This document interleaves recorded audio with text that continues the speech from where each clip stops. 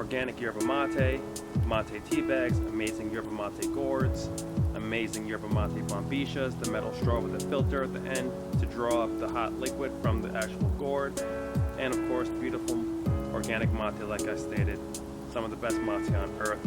My name's Dave Mate. This is another episode of Sip Sip Pass, and today we're talking about one of my favorite things to do, reading. I love to read. Cheers to that.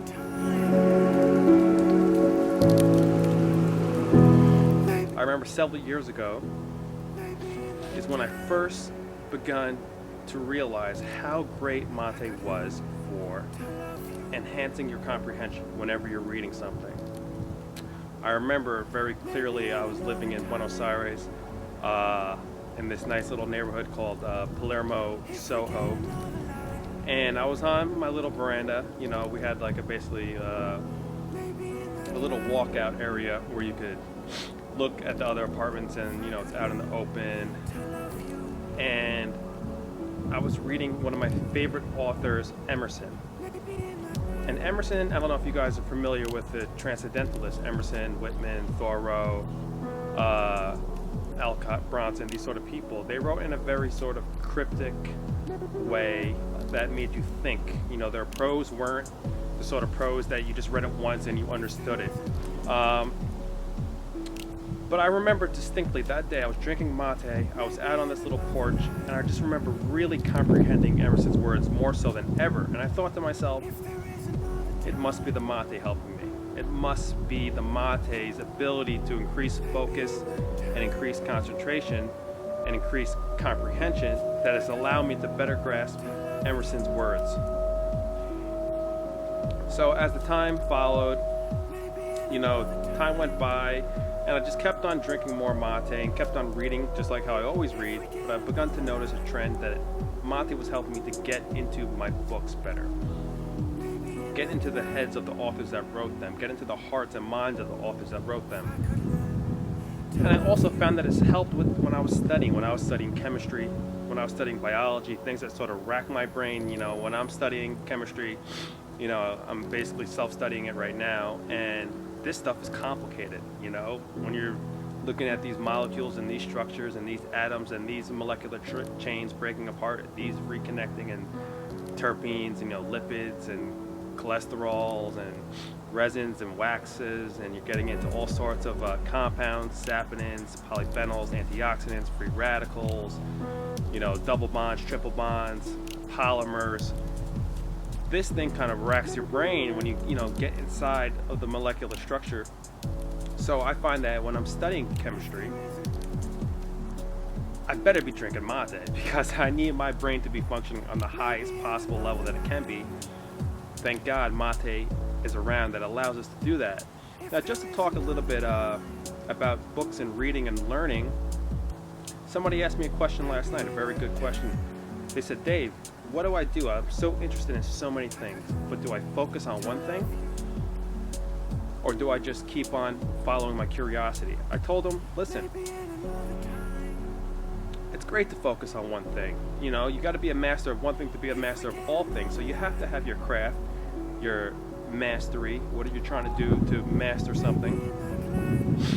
But also remain curious. Also continue to study other areas of knowledge. That's where true creativity comes from. Creativity is not just getting information, getting more data, but it's allowing your mind to be set up in a way where you could study multiple things. You know, I study so many different things right now, from art, from computer program, computer design, yerba mate, regular teas, herbs, medicine, quantum physics, what have you. That's not enough. You have to allow your mind to put these things together, to synergize them, to create new models, new ideas.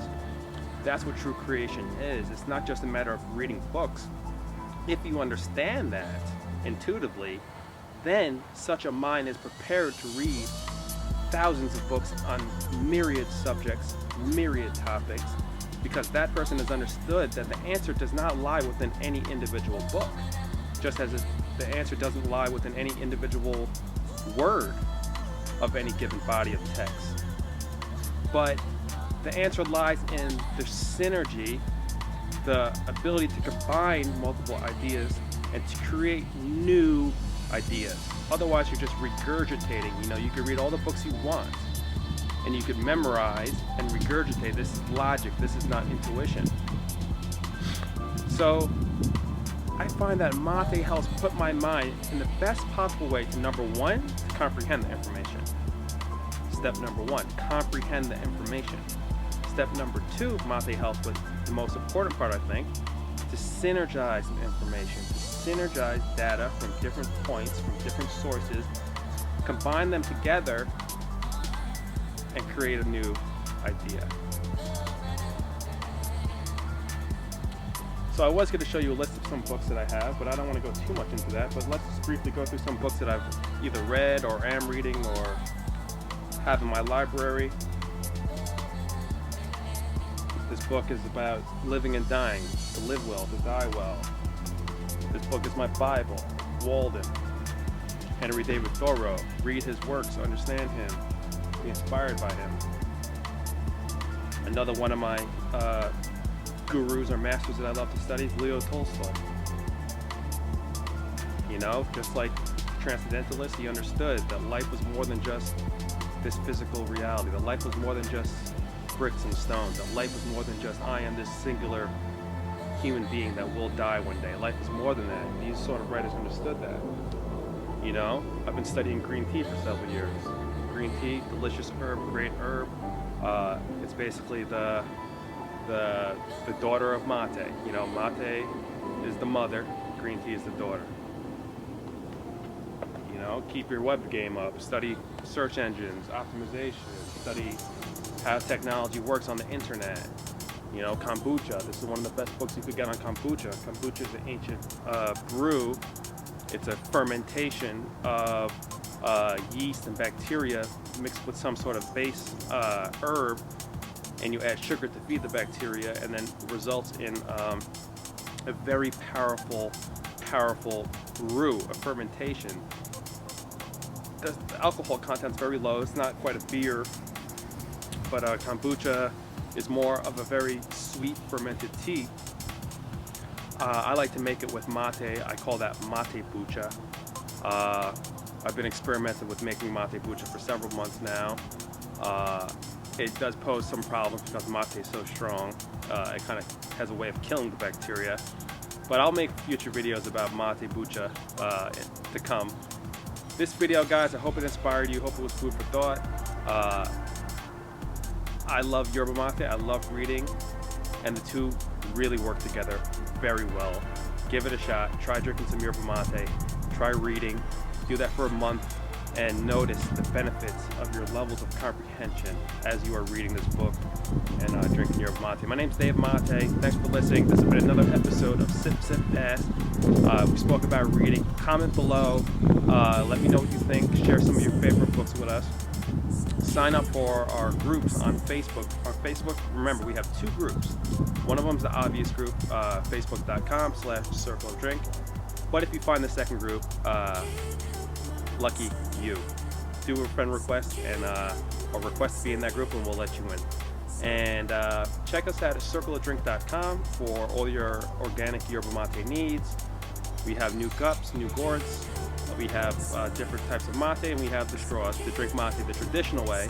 But you could also make mate out of a French press or a teapot, or just out of a tea infuser. Whatever you have, mate can be made similar to green tea as well. So if you want to learn more about yerba mate, circleofdrink.com. My name's Dave Mate. Thanks a lot, guys. Peace. Ciao, ciao. Lost without you.